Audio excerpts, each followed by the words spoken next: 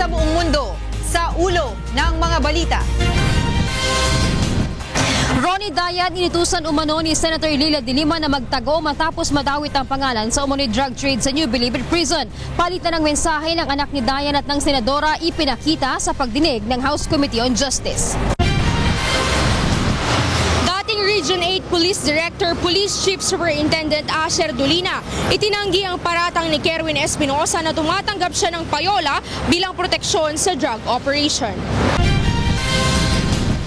Mga pulis na sangkot sa pagpatay kay Albuera Leyte Mayor Rolando Espinosa Sr. at illegal drug trade nagpakita na sa PNP Internal Affairs Service. Malalakas na mga pag-ulan posibleng maranasan habang papalapit ang bagyong Marce sa Surigao. Pagpapatupad ng 3-digit number coding scheme, hindi pinabura ng Metro Manila Council at Interagency Council for Traffic. Tuluyang pagbabawal ng mga paputok sa buong bansa hindi pa maipatutupad ngayong taon ayon kay Pangulong Rodrigo Duterte. Una sa ating mga balita, tinulungan ng UNTV News and Rescue Team ang mga nasugatan sa magkakahiwalay na aksidente sa motorsiklo sa Bulacan, Cabanatuan at Cagayan de Oro City, pati na ang isang biktima ng pananaksak sa bahagi naman ng Davao City. Ito ang balita ni Nestor Torres. Magkatuwang na tinulungan ng UNTV News and Rescue Team at Davao Central 911 ang lalaking biktima ng pananaksak sa barangay Panakan kagabi. Nagtamo ng sugat sa kaliwang kamay at likod. Ang biktima na si Arnold Ramos, una siyang dinalan ng kanyang mga kaibigan sa Central 911 kaya ito ang nagbigay sa kanya ng first aid. Habang ang UNTV News and Rescue Team naman ang nagdala sa biktima sa Southern Philippines Medical Center. Sa Cabanatuan City naman ay tinulungan ng UNTV Rescue ang dalawang nasugatan sa aksidente sa motorsiklo sa barangay Kalikid Sur alas 9:55 kagabi. Nagtamo ng mga gasgas ang mga biktima na sina PJ Bernardino at Luisito Andrenada. Matapos lapatan ng paunang lunas ay iniatid na ang mga ito sa Paulino J. Garcia Memorial Research and Medical Center. May kasalubong daw yata na sasakyan. Lumis yung single. Tapos doon naman daw sila tumama sa may espalto na sa may gilid. Samantala, banggaan naman ng motorsiklo at kotse sa Mayor Roa Street sa Cagayan de Oro City ang nirespondihan ng UNTV News and Rescue Team. Nilapatan ng paunang lunas ng grupo ang sugat ng motorcycle rider na si Enrico Pagara na tumanggi ng magpatid pa sa ospital. Ayon kay Pagara, hindi niya napansin ang papalikong kotse at nawalan rin siya ng balanse dahil sa madulas na daan. At sa Bulacan, kapwa nagtamo ng malaking hiwa sa ulo at mga gasgas sa katawan ang magkaangkas sa motorsiklo na si Juan Paulo Estanislao at Mary Grace de Guzman. Matapos bumangga sa isang sasakyan sa Giginto kaninang madaling araw. Matapos lapatan ng first aid ay isinugod ng UNTV News and Rescue ang dalawa sa Bulacan Medical Center. Ayon sa mga investigador, walang suot na helmet ang mga biktima ng maaksidente. Tumanggi namang humarap sa kamera ang nakabanggaang driver ng mga biktima na ngayon ay nasa kustodiya ng PNP. Kasama ang UNTV News Team sa iba't ibang panig ng bansa. Nestor Torres, UNTV News and Rescue, Philippines. Na sa pagdinig ng House Committee on Justice ang dating driver at close-in security ni Senator Leila de Lima na si Ronnie Dayan. Dito niya isiniwalat ang dahilan ng kanyang hindi pagdalo sa mga nagdaang pagdinig. Ito ang balita ni Grace Casin. Kung si Ronnie Dayan ang nasunod, gustong-gusto niyang dumalo sa pagdinig ng House Committee on Justice noong una pa lamang upang linisin ang pangalan niya. Ilang beses siyang nagpadala ng mensahe sa dating boss na si Senator Leila de Lima upang humingi ng opinyon matapos matanggap ng kanyang kaanak ang supina para sa kanya, ngunit hindi ito sumagot. Bunsod nito, inutusan niya ang kanyang anak na si Hana May na muling kontakin ng senador. Sa palitan ng mensahe na ipinakita ni Hana May sa komite, pinayuhan ng senadora ang dating driver bodyguard na magtago na lamang muna sa pangambang pagpipiestahan lamang sila sa pagdinig. Sinisiri ng senador kina House Speaker Pantaleon Alvarez at Pangulong Rodrigo Duterte ang pagkakaungkat ng kanilang relasyon. Sabi ko po, hindi naman po ba siya huhulihin kapag hindi siya pumunta? Hindi po ba siya huhulihin kasi hindi siya pumunta? Pag hindi po siya pumunta. May sagot ba? Meron po. Wala yan kasi ano sagot niya? Di ba nagtatago naman siya? Yun po yung sagot niya, Your Honor. Hindi ba nagtatago naman siya, sabi niya? Opo, Your Honor. Sa affidavit ni Ronnie Dayan, dinitali nito ang naging relasyon kay Senator De Lima na tumagal ng 7 taon. Kinumpirma rin ni Dayan na nagbigay ng malaking halaga ang senadora para sa pagpapatayo ng kanilang bahay sa Pangasinan. Ang totoo ay noong 2007 humingi ako kay ma'am ng 120,000 pambili ng lupa. Nasa 800,000 ang nanggaling sa ipon ko at yung 2 million galing kay ma'am. Ngunit nang magkaproblema na ang kanilang relasyon, pinilit umano siya nitong mag-resign sa trabaho. Bago matapos ang 2014, nagkalabuan na umano sila ni Senator De Lima hanggang sa pinilit siyang papirmahin sa isang resignation letter. Sabi ko kay ma'am, pinagre-resign muna ako na parang nagpapalipas lang ako ng sama ng loob sa Pangasinan. Para wala namang talagang gulo, ayaw ko ng gulo, sabi ko. Pinirmahan ko yung resignation letter mga katapusan ng February 2015. Kung baga, pinwirsan niya akong mag-resign.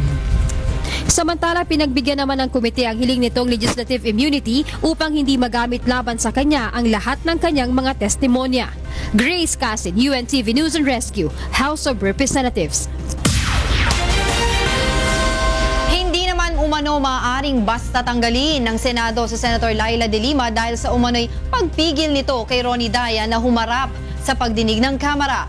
Mula sa Pasay City, may report si Joyce Balancio live. Yes, Joyce, go ahead. Yes, magandang gabi sa iyo, Angela. May prosesong kailangan pagdaanan at hindi agad maaaring tanggalin si Senator Laila De Lima bilang isang senador. Ito ang naging tugon ni Senate President Aquilino Pimentel III sa naging hamon ni Kabayan Representative Harry Roque na dapat ang Senado na anya mismo ang mag-dismiss kay Senator Laila De Lima dahil sa umanay pagpigil niya sa kanyang dating bodyguard at driver na si Ronnie Dayan na umattend o dumalo sa pagdinig ng Kamara.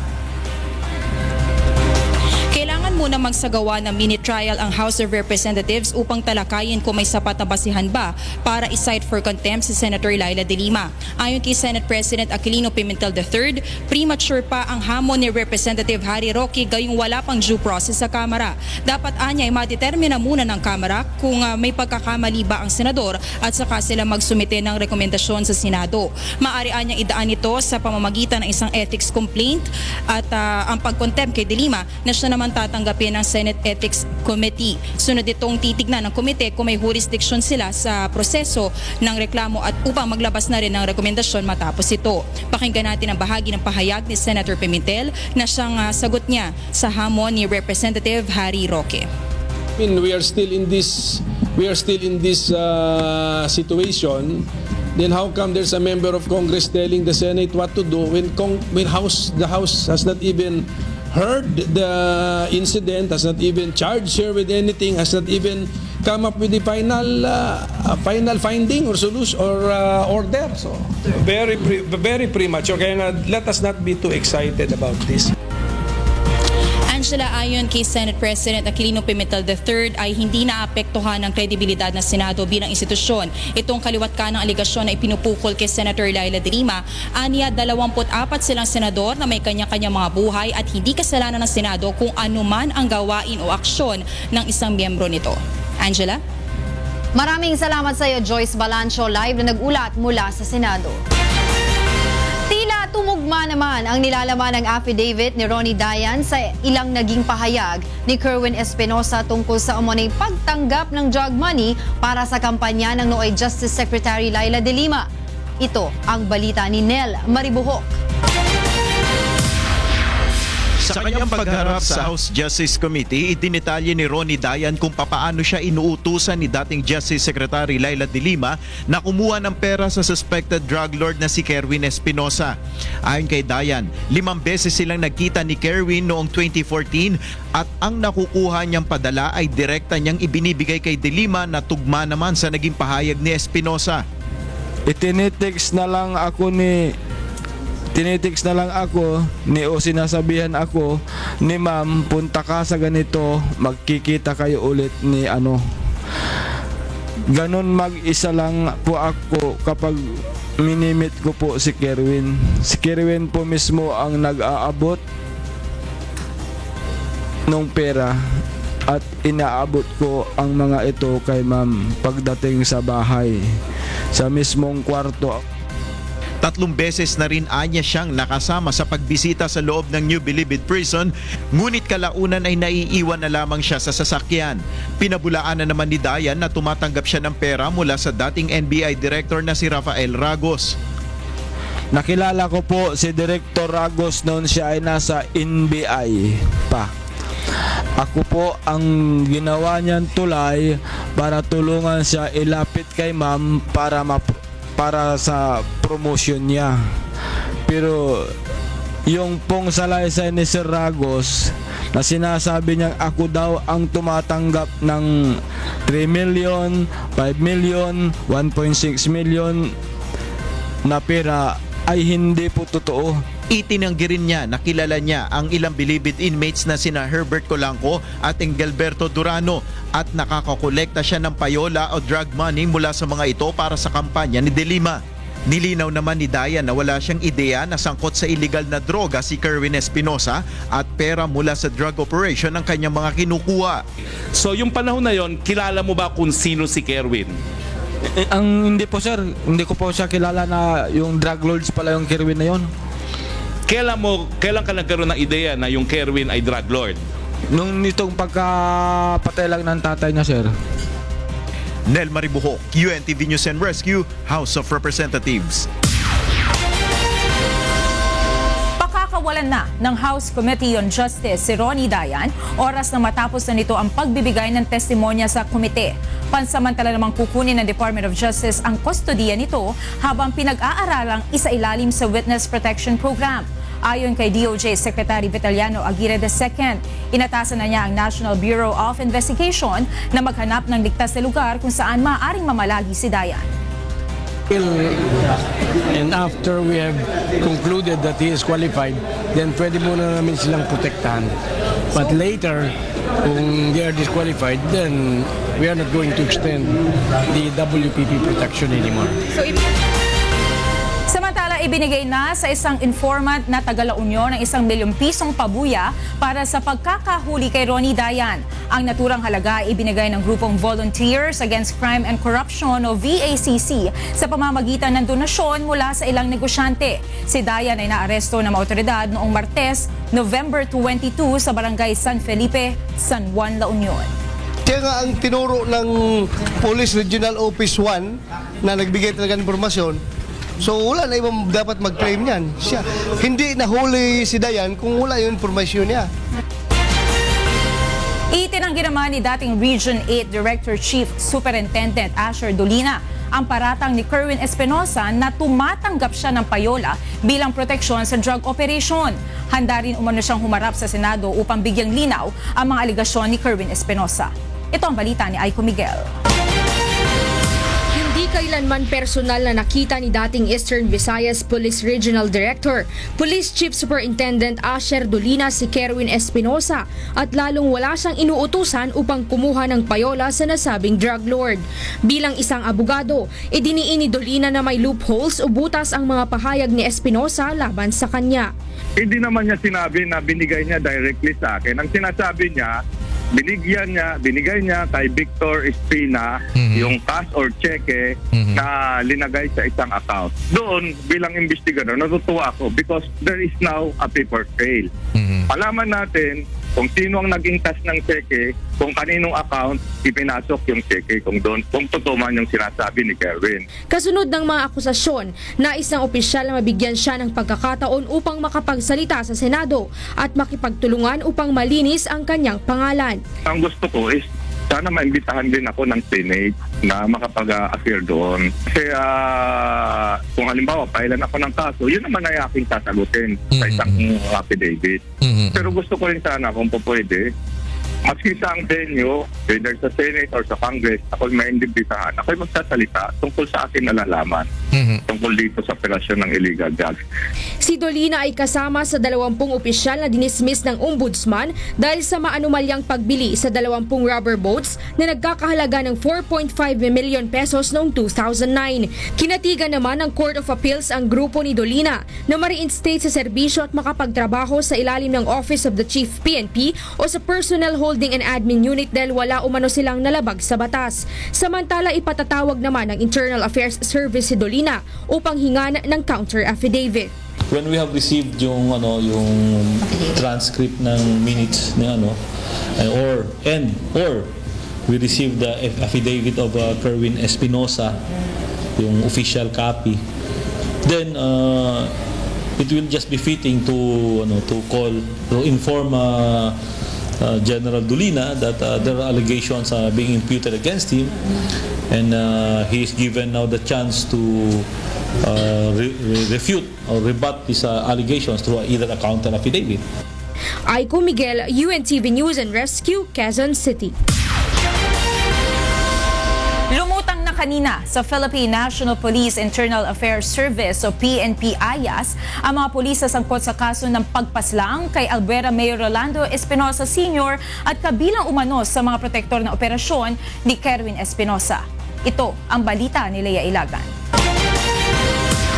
Nagpakita na sa opisina ng Internal Affairs Service sa Campo Crame ang 3 pulis na kabilang sa pinangalanan ni Kerwin Espinosa sa illegal drug trade at kasama din sa operasyon kung saan napaslang si Albuera City Mayor Rolando Espinosa Sr. sa loob ng kulungan. Kabilang sa mga ito sina Police Superintendent Marvin Marcos, Police Superintendent Santi Noel Matira at Police Chief Inspector Leo Laraga. Kahapon ay binigyan ni IAS Deputy Inspector General Police Chief Superintendent Leo Angelo Lioterio ang mga ito ng 1 linggong taning upang magsumiti ng kanilang counter affidavit bago isalang sa summary hearing. Ayon sa General, nag-report lang ang mga ito sa kanya at sa susunod na linggo sila magsusumiti ng counter affidavit.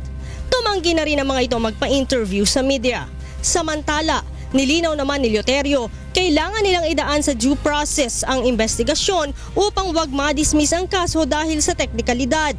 Now, we require them to submit, but under the NAPOLCOM Memorandum Circular 2016-2002, they still have 10 days.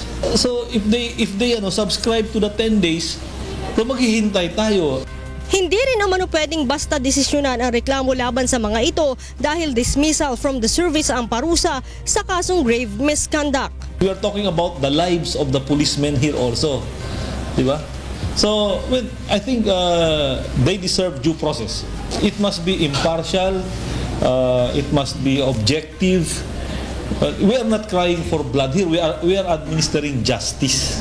Dagdag pa ni Lioterio, pinakamabilis na sa investigasyon sa isang administrative case ang 30 araw kung nakikipagtulungan ang lahat ng respondents at posibleng abuti naman ng 90 araw kung walang kooperasyon. Lea Ilagan, UNTV News and Rescue, Camp Crame. Susunod sa ito ang balita.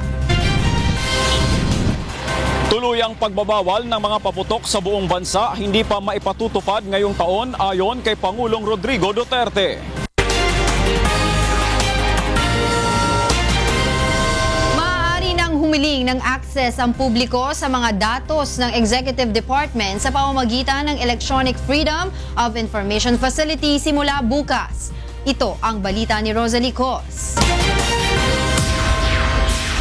Kung may mga katanungan at hiling na magkaroon ng access sa mga dokumento at impormasyon sa mga opisinang nasa ilalim ng Executive Department, maaari nang gamitin ng publiko ang website ng foi.gov.ph simula bukas. 15 ahensya ng pamahalaan ang sakop ng EFOI facility, kabilang na ang PCO, DICT, DBM, DOF, DOJ, DOTR, DOH, PSA at iba pa. Ang mga ahensyang di pa kabilang dito, mananatili ang karaniwang pagproseso ng request sa mga dokumento sa pinakamalapit na government office. So these 15 departments and attached agencies are on board to pilot the beta system of the electronic FOI, and starting tomorrow, citizens who have queries on FOI can lodge their queries online on the website, which is www.foi.gov.ph. Bahagi ito ng pagpapatupad ng executive order ni Pangulong Duterte na gawing transparent ang mga transaksyon ng pamahalaan sa pamamagitan ng Freedom of Information. Ang EFOI facility din ang magmamanage at magmomonitor ng information request. 10 hanggang 35 araw ang ibinibigay na palugit sa mga ahensya ng pamahalaan upang asikasuhin ang request. The executive order says that the agencies who do not comply with the regulation may be administratively charged. But the executive order is unclear, so we leave it to the Office of the President to discipline these agencies who do not comply. Samantala, mula sa dating 166 na exceptions, nabawasan na sa 9 na kategorya ang exceptions sa FOI o hindi maaaring magkaroon ng access ang publiko. Kabilang dito ang mga impormasyong sakop at may kinalaman sa executive privilege, national security, international relations, law enforcement, pangangalaga sa public at personal safety, privacy ng mga minor de edad, mga biktima at akusado ng karahasan, confidential information sa katungkulan sa pamahalaan, prejudicial at premature disclosure, confidential information sa ilalim ng banking at finance laws, at iba pang exceptions sa ilalim ng batas. Rosa Licoz, UNTV News and Rescue, Malacanang. Suportado naman ng ilang businessmen ang pakikipag-alyansa ng Pilipinas sa China at Russia sa usapin ng pagpapaunlad ng komersyo at kalakalan sa bansa. Ito ang balita ni Joan Nano. Positibo ang ilang mga negosyante sa bansa na magdadala ng mabuting epekto sa pagpapaunlad ng ekonomiya ng Pilipinas ang desisyon ni Pangulong Rodrigo Duterte na makipag-alyado sa China at Russia. Sa pananaw ng ilang businessman, mas palalakasin pa ng bagong ugnayan ang sektor ng komersyo at kalakalan, lalo't kabilang ang China at Russia sa mga mauunlad na bansa sa usapin ng mga negosyo. Sa isinagawang Asia Logistics Summit 2016 kahapon, nagpahayag ng suporta ang ilang businessman sa naging hakbang ng Pangulo na inaasahang lalo pang magpapalago sa ekonomiya ng bansa. But what I'm saying, in terms of business perspective, I like what it's doing. They're intelligent, they know what they're doing. And I think the current administrator saw it. And when I'm talking with a businessman from this country, they know that it's a way. There's a way for you to really be able to deal with them properly. I think it can only work for the better. There's no disadvantage in it. Ngunit bagaman pabor ang ilang negosyante, mas makabubuti pa rin nila na mapanatili ng Pilipinas ang dati ng magandang relasyon sa iba pang mga bansa tulad na lamang ng Amerika. So I think it's important that we embrace new partners and keep our old ones. We shouldn't choose it as an either or, right? We definitely should be doing more business with China, and at the same time we should be valuing the relationships we've had with our other trading partners. Una nang ipinahayag ni Pangulong Duterte ang pagkalas ng Pilipinas sa ugnayan nito sa Amerika, kapalit ang pakikipag-alyado sa China at Russia. Joan Nano, UNTV News and Rescue, Pasay City. Sinampahan ng reklamong tax evasion ng Bureau of Internal Revenue o BIR ang isang STL operator sa Batangas na hindi umano nagbayad ng buwis sa loob ng 9 na taon. Ito ang balita ni Roderick Mendoza. Halos 1 bilyong pisong buwis ang hinahabol ngayon ng BIR sa isang STL operator sa Santo Tomas, Batangas. Ayon sa BIR, hindi nagbayad ng VAT at income tax ang Batangas Enhanced Technology Systems Incorporated mula 2007 hanggang 2015 at umabot na sa mahigit 950 million pesos ang dapat itong bayaran. Ito ang unang tax evasion case na inihain ng BIR sa ilalim ng Administrasyong Duterte.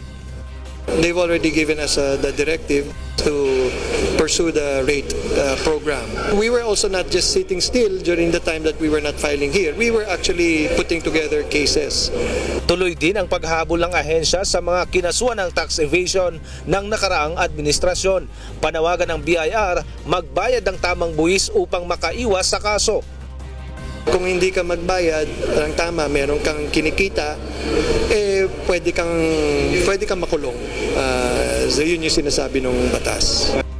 Babala pa ng opisyal, hindi dapat maging kampante ang mga tumatakas sa pagbabayad ng buwis sa pamahalaan dahil tiyak na mahuhuli rin sila kalaunan. Roderick Mendoza, UNTV News and Rescue, Manila.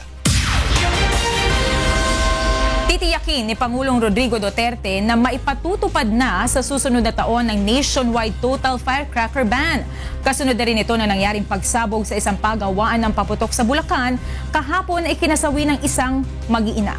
Ito ang balita ni Victor Cosare. Iginiit ni Pangulong Rodrigo Duterte na dapat managot ang may-ari ng sumabog na pagawaan ng paputok sa Bulacan kahapon na ikinasawi ng isang babae at 2 anak nito. Anya, responsibilidad ng mga negosyante na tiyaking maayos ang kanilang mga pasilidad, gamit at produkto. Well, one is that they have to face charges. That's negligence actually. That in the realm of law, it's called tort. At bagamat hindi pa maipatutupad ngayon ang nationwide total firecracker ban dahil sa kakulangan ng panahon, titiyakin ng Pangulo na maisasakatuparan na ito sa susunod na taon. Anya, bahagi ng kanyang obligasyon bilang presidente na gumawa ng hakbang upang pangalagaan ang kaligtasan ng taong bayan. But that decision should not go beyond April, May. Kasi too late na naman. Has to be decided, but I would like Congress to act on it first. And if they do not want it, well, I will see if I can do it with executive order. Isa sa isinasaalang-alang ng Pangulo sa pagbabawal ng mga paputok sa Davao City ay ang kapakanan ng mga bata na siyang madalas na nabibiktima nito. Victor Cosare, UNTV News and Rescue, Davao City.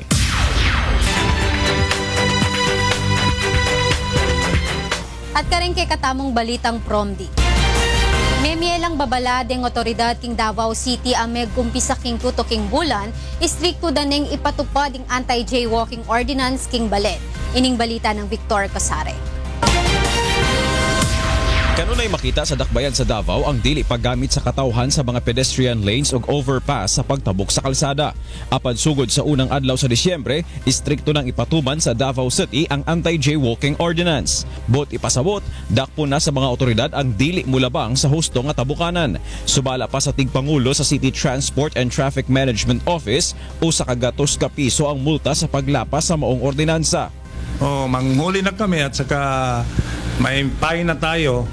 At saka yung community service 4 hours. Apat tagaan o konsiderasyon ang mga wala na katakos para makasunod sa maong balaod. May instruction ako na i-guide nila, i-assist nila yung pregnant, yung mga disabled, yung mga matandanda natin. Kung hindi makasaka ng footbridge natin, i-guide sila na makatawid sa kalsada. Subay ni ini, uyon ang mga Davaoenyo sa maong lakang sa lokal nga kagamhanan. Sumay mo na implementar gid dayon kay para matuto ang tao. Sa pagkakaroon padayon nga ginapahimangnuan sa CTTMO ang publiko nga sugdan na nila ang istriktong pagpatuman sa maong ordinansa pagtungtong sa bulan nga Disyembre. Victor Cosare, UNTV Balitaog Rescue, Davao City. Dadala na laking lalam ning summary hearing proceedings ding 18 pulis king Calabar Zone Region 6 kay batdang megpositibo king illegal a droga. Ining balita ng Sherwin Culubo. Kinumpirma ng hepe ng Public Information Office ng Calabarzon Police na umabot na sa 18 nilang mga tauhan ang nagpositibo sa illegal na droga. Ito'y matapos makumpleto ang urine drug testing sa mahigit 12,000 nilang mga kawani sa Region 4A. Sa ngayon, isinasailalim na ang mga ito sa summary hearing proceedings upang bigyan sila ng pagkakataong magpaliwanag. Ayon kay Region 4A, PIO Chief Chita del Gawiran, kapag napatunayang gumagamit ng illegal na droga ang mga pulis, ay tatanggalin na sila sa serbisyo. Samantala, sa probinsya ng Laguna, Batangas, Cavite, Rizal at Quezon ay 213 namang mga pulis ang isinasailalim na rin sa validation kaugnay pa rin ng illegal na droga. Nakakalungkot po, no? Isipin na talagang may mga kabaro po kami na bagay naliligaw ng landas. Naniniwala po kami na marami pa rin po ang matitinong pulis. Kaya po napaya po ang aming Chief PNP dahil po sa masidhi po kasi talaga yung pagnanais niya na linisin po ang aming organisasyon. Nananawagan naman ng Pro-4A na wag sanang mawala ang tiwala sa kanila ng publiko dahil sa iilang tiwaling pulis. Sherwin Kulubong, UNTV News and Rescue, Laguna. Susulong na ning Department of Agriculture king Region 6 king organic farming king Iloilo bang makayagape king mitata sa demand king merkado. Ining report ng Vincent Arboleda. Plano sa mga Ilonggo nga pabasugon pa ang organic farming kag food processing sa probinsya bangod sa padayon nga pagtaas ang demand sini sa merkado. Sa Iloilo, 17,237 ka hektaryas ang duta o 5% pa lang ang ginausar para sa organic farming. 344,000 ka hektaryas ang duta ang target sa probinsya na ma-convert sa organic agricultural farms. Suno sa Department of Agriculture Region 6, padayon sila nga nagaganyat sa mga mangunguma sa probinsya nga testingan ng organic farming bangod sa dako nga mabulig sini sa ila palangaboy-anan. With organic agriculture products, we are assured that it is safe. So it's for our kalusugan, and we're hoping also that the public will really patronize organic agriculture product. Dugang nga kita sa aton nga mga farmers, and of course for our environment. Luwas sa pagtanom, tudloan man sang ahensya ang mga gusto nga magsulod sa organic food processing business. Kaupod na diri ang paghimo sang coconut sugar, vinegar, chicharon nga himo sa balinghoy, pickled mushrooms, organic kag natural tea, kag madamo pa nga iban. Isa sa mga nakitaan sang potensyal sang Pilipinas agud makasabay sa ASEAN community amo ang pagpabaskog sang organic farming sa pungsod. Vincent Arboleda, UNTV Balita kag Pagtabang, Iloilo. At dyan kay katamong balita, iba't king miyayaliwang lugar king kay katamong bansa. Ako'y Fima sa Longga Gloria, Maya Pabig.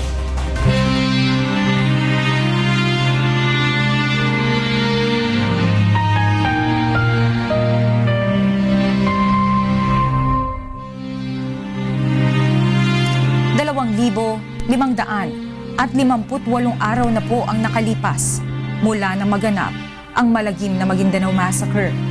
Ngunit hanggang ngayon ay naghahanap pa rin tayo ng katarungan sa mga biktima ng malagim na krimen. At sa tila madilim na hinaharap ng kaso, hindi po bibitiw ang UNTV sa labang ito hanggang makamit ang katarungan, hindi lamang para sa aming 4 na kasamahan, kundi sa lahat ng mga biktima ng karumal-dumal na pamamaslang. Susunod sa Ito ang Balita. Bagyong Marce naglandfall na sa Surigao. Mga lugar na apektado ng bagyo, posibleng bahain. Pagpapatupad ng 3-digit number coding scheme, hindi pinabura ng Metro Manila Council at Interagency Council for Traffic.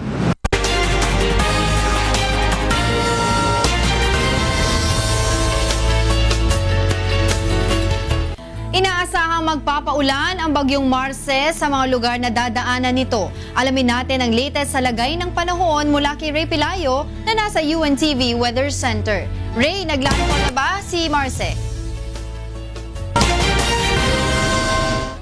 Yes, Ray, naglandfall na ba si Marce? Magandang gabi, Angela, sa ating mga kasambahay. Kaninang alas 5 ng hapon ay naglandfall. Tumama na nga itong pinaka-sentro ng bagyong si Marce dyan sa may area ng Siargao Island. And as of this moment, maaaring ito ay ito na sa may area ng Bohol. Maaaring ito ay yung pinaka-sentro ay maaaring dumadaan sa may area ng Bohol. Pero kanina ng alas 5, ito ay nasa alas 4 ng hapon, ito ay nasa 60 km na southeast ng Surigao City dyan sa may Surigao del Norte. At sa ngayon, taglayin ito, lakas ng hangin ng 45 km per hour. Yung pagbugso ay abot na sa 55 kph. Kumikilos ito pa northwest sa bilis na 19 na kilometro kada oras. Base dun sa forecast track ng Pag-asa, Angela, ito ay dadaan nga dito sa may area ng Bohol at dito sa may area ng Cebu. Lalabas dito sa may area ng pagitan ng Panay at Negros Island at lalabas dito sa may northern part ng Palawan kung saan ayon sa Pag-asa maaaring mag-exit na ng landmass by Saturday afternoon, Angela. Ray, tanong ko lang dun sa mga area na sinabi mo kasi wala doon ng Metro Manila. Magkakaroon din ba ng konting pag-ulan dito sa Metro Manila ngayong weekend? Yes, Angela, kung titingnan natin yung itong pinaka-ulan na pinakikita ng Pag-asa, pag tumawid ito dun sa may area ng Visayas, maaari na maapektuhan. Magkaroon tayo ng mga pag-ulan at ngayon nga sa gabi ay posibleng makaranas ang Metro Manila ng light to moderate rains, maging yung mga lugar na kung saan hindi nakataas ang babala ng bagyo, Angela. Alright, sige Ray, ibigay mo na ang magiging lagay ng panahon sa Magdamag.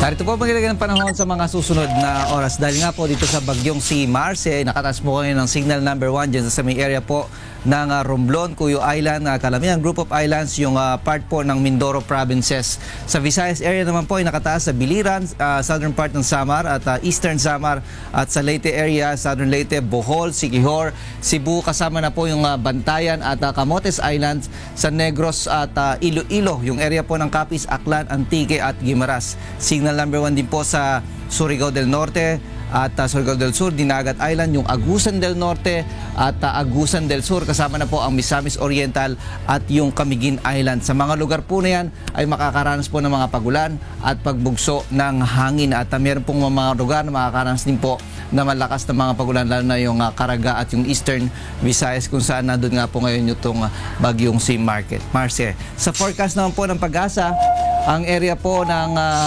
Bicol Region at nalabing bahagi ng Mimaropa na kung saan hindi po nakataas ang tropical cyclone warning signal ng Pag-asa, ay makakaranas po ng mga malalakas na mga pagulan na posibleng magdulot din ng pagbaha at landslide. And the Metro Manila at rest of Luzon, may mga chance na magkakaroon din po ng light to moderate rains. Temperatura po sa Science Garden sa Quezon City, maaari pong umabot ng 33 degrees Celsius, 32 sa Tuguegarao, sa Baguio po 14 to 24 at 30 sa may area po ng Puerto Princesa City sa Palawan. Yung nalabing bahagi po ng Mindanao na wala pong tropical cyclone warning signal ay hanggang moderate rains ang maranasan. Sa temperatura nasa 30 hanggang 29 degrees Celsius naman po. Ang Mindanao area, yung pong western part ng Northern Mindanao, makararanas naman po din po ng malakas na mga pagulan na posibleng magdulot ng pagbaha at landslide. The rest of Mindanao may mahina hanggang sa katamtamang pagulan. Sa Cagayan de Oro City hanggang 29 degrees Celsius, Zamboanga 31 and 28 sa Metro Davao.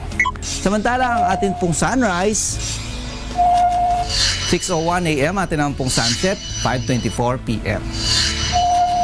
Yan ang ating ulat panahon. Mula man po't umaraw, huwag natin kalilimutang pasalamatan ang Diyos na lumalang. Balik po sa inyo dyan. Maraming salamat Ray Pelayo, live na nagulat mula sa UNTV Weather Center. Hindi pinabura ng Metro Manila Council at ng Interagency Council for Traffic ang panukalang pagpapatupad ng 3-digit coding system upang mapaluwag ang inaasahang lalo pang pabigat ng trapiko ngayong holiday season. Ito ang balita ni Joan Nano.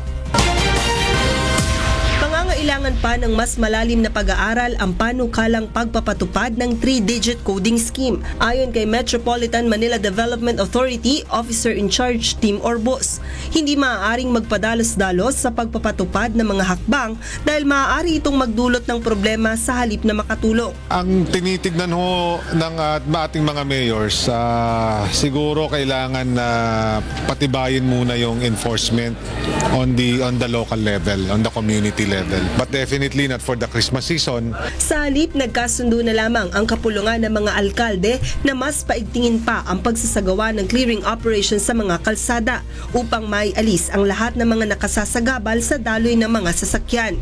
Bukod sa Campo Aguinaldo, pinaplano rin ng IAC ang pagbubukas ng ilang pang mga pribadong daan na magsisilbing alternatibong ruta ng mga motorista ngayong holiday season. Meron kaming tinitignan na dalawa na immediately. One is yung dito sa Jupiter Street, tapos na yung college, just a matter of seeking approval with the barangay. And then yung sa airport, yung sa may OTS. And then meron pa yung mga susunod na nakikita ho namin. Tiniyak naman ng IAC na sa ngayon ay patuloy silang tumutuklas ng iba't ibang polisiya upang masolusyonan ang problema sa trapiko dito sa Metro Manila. Joan Nano, UNTV News and Rescue, Makati City. Magtatakda pa ng pagpupulong ang Armed Forces ng Pilipinas at Amerika upang talakayin ang pagbabawas pa ng isinasagawang annual exercises sa bansa. Ito ang balita ni Brian De Paz. Nasa mahigit 260 ang taunang joint military exercises na ginagawa ng AFP at US Armed Forces. Pero binawasan na ito, kaya naging 258 at sa nasabing bilang kasama pa rin ang maliliit na military drill na nilalahukan ng maliit na bilang ng mga sundalo. Una nang inalis ang dalawang malaking annual military exercise na Amphibious Landing Exercise o PHIBLEX at Cooperation of Float Readiness and Training o CARAT. Ang dalawang naval exercise na ito ay kinapapalooban ng Territorial Defense Trainings. Ngunit ayon kay AFP spokesman Brigadier General Restituto Padilla, asahang mababawasan pa ang nasabing listahan ng military exercises maliban sa balikatan exercises na nilalahukan ng nasa 1,000 sundalo mula sa AFP at ng US. Ngunit ang magiging sentro na lamang nito ay sa pagresponde sa mga kalamidad, sakuna at paglaban sa terorismo. Ayon naman kay AFP Chief of Staff General Ricardo Bisaya, nirerespeto ng kanilang counterpart ang direktiba ni Pangulong Rodrigo Duterte na bawasan na ang military exercises. They respected us and as I have told you, we can always change some exercises and based doon sa guidance ng ating presidente, it will be more on counter-terrorism. Ang pagpupulong ng working group ng AFP at US Armed Forces ay gagawin sa Disyembre ngayong taon at Enero 2017. Brian De Paz, UNTV News and Rescue, Camp Aguinaldo.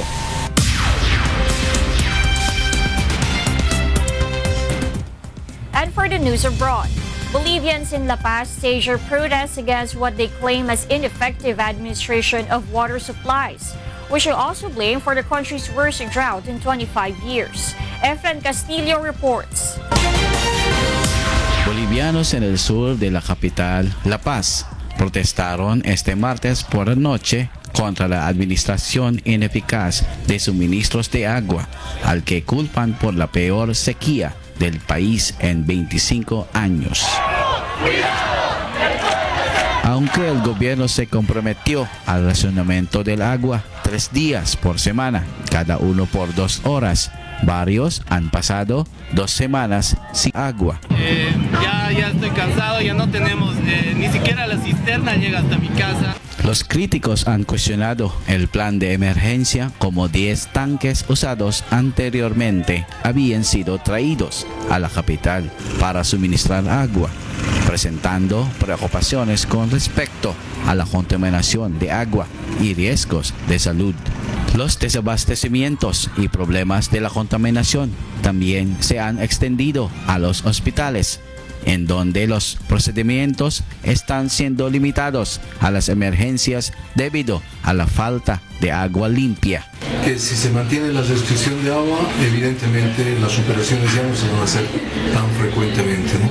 Para nosotros el líquido elemento es principal en todo nuestro trabajo. Un estado de emergencia se ha declarado a principios de esta semana, que surgió después de que más de la mitad de los municipios del país habían declarado sus propias emergencias relacionadas con la sequía, con una estimación de 125,000 familias afectadas. Efren Castillo, UNTV Noticias y Rescate, Bolivia.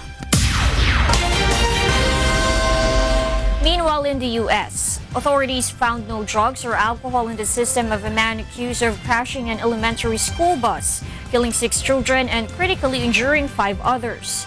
Jimmy Reese has a full story. Chattanooga police confirmed Wednesday evening that a 6th child in the Tally Road bus crash has died. This comes as the city continues to mourn the loss of so many young children, and as parents and others ask questions about how the accident happened and what could have been done to prevent it. Meanwhile, no drugs or alcohol were found in the system of the man accused of crashing a Tennessee elementary school bus. Jonathan Walker, 24, was driving the bus full of students home from Chattanooga's Woodmore Elementary School on Monday when it veered off a road, flipped onto its side, and smashed into a tree and telephone pole. We received toxicology reports back today from the Tennessee Bureau of Investigation that shows no trace of alcohol or drugs in the driver's system. The driver's driving history did include a minor wreck in September of this year, investigated by our agency. It's also part of the investigation. The media is reporting claims that the driver asked the children on the bus if they were prepared to die. I want to be very clear on this. No witness we have spoken with has that information or provided it directly to our investigators. But we have also not interviewed all witnesses yet. Walker was driving on a narrow winding road at well above the speed limit of 48 kilometers per hour when he lost control, leaving the bright yellow bus mangled and nearly severed in two, the affidavit said. Walker was charged with 5 counts of vehicular homicide, reckless endangerment, and reckless driving. 5 children remain hospitalized, but the hospital did not provide their current condition. Jimmy Reese, UNTV News and Rescue, South Carolina, USA. China. At least 40 people were confirmed dead after supporting cranes at a power station's construction site collapsed on Thursday.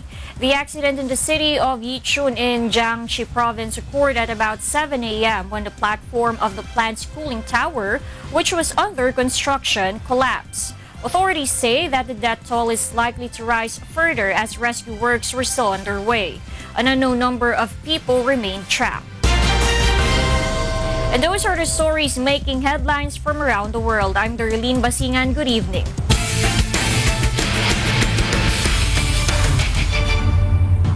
Sisikapin ng defending champion AFP Cavaliers na makuha ang mahalagang panalo kontra sa Ombudsman Graft Busters upang mapatibay pa ang posisyon nito patungo sa second round eliminations ng 5th UNTV Cup.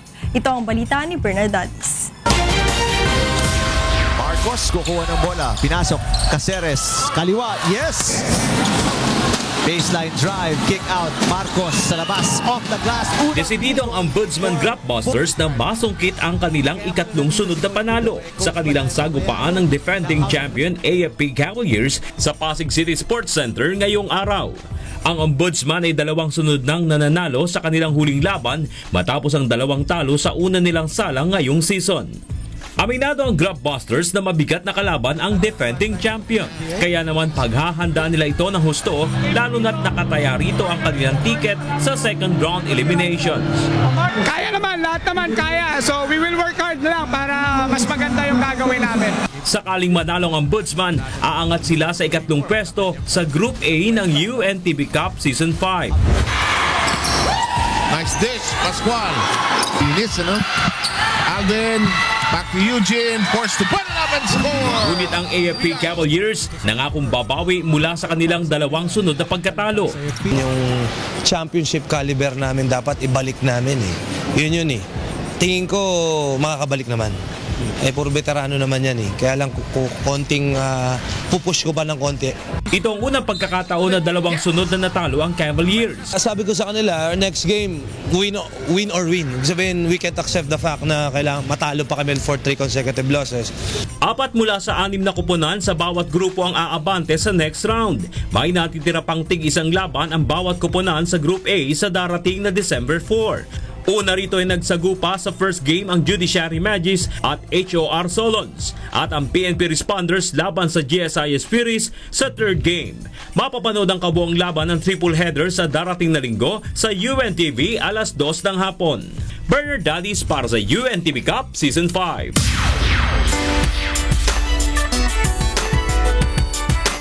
Pinuri ng action star na si Romel Padilla ang tema ng pelikulang Isang Araw Ikatlong Yugto dahil sa kapupulutan ito ng aral at inspirasyon ng mga manonood. Ito ang balita ni Brian Evangelista.